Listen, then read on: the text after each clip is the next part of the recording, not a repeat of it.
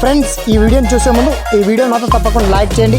అలాగే మన ఛానల్ని సబ్స్క్రైబ్ చేసుకోండి. పక్కన ఉన్న బెల్ ఐకాన్ మీద క్లిక్ చేయండి. మీకు ఆల్ నోటిఫికేషన్స్ వస్తాయి. తర్వాత కామెంట్ సెక్షన్లో మాత్రం దిస్ వీడియో ఈజ్ అమేజింగ్ అని టైప్ చేయండి.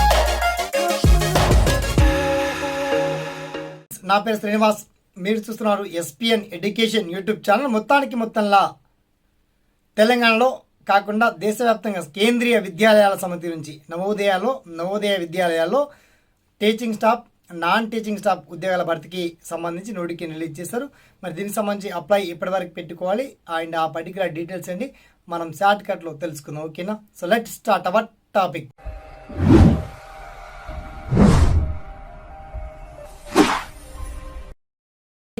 ఆ టీచర్ ఉద్యోగాలే లక్ష్యంగా ముందుకెళ్తున్నటువంటి నిరుద్యోగ అభ్యర్థులకు చాలా గుడ్ న్యూస్ వచ్చింది.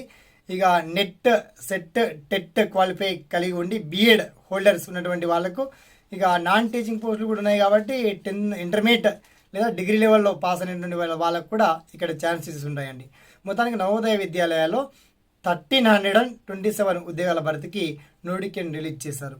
చివరి తేదీ వచ్చేసి మనకు మే ఫస్ట్ వీక్, ఏప్రిల్ తర్వాత నెక్స్ట్ మే ఫస్ట్ వీక్ వరకు అప్లై చేసుకోవచ్చు. ఓకే, విద్యా అర్హతల విషయంలో మాత్రం మినిమం ఇంటర్మీడియట్, డిగ్రీ, తర్వాత టీచింగ్ ఉద్యోగాలకైతే ఖచ్చితంగా బీఎడ్ ఉండాలి, టెట్ ఉండాలి, లేదా నెట్, సెట్ ఇలా ఏది క్వాలిఫై అయినా సరిపోతుందండి. పీజీ డిగ్రీ హోల్డర్స్ అందరూ కూడా అప్లై చేసుకోవచ్చు నాన్ టీచింగ్ ఉద్యోగాలకి.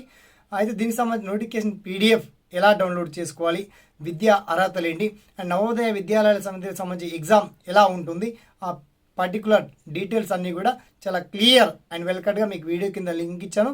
లేదా మీరు అఫీషియల్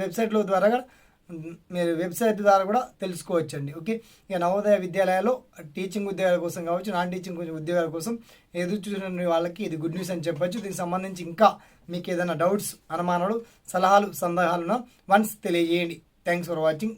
జై హింద్.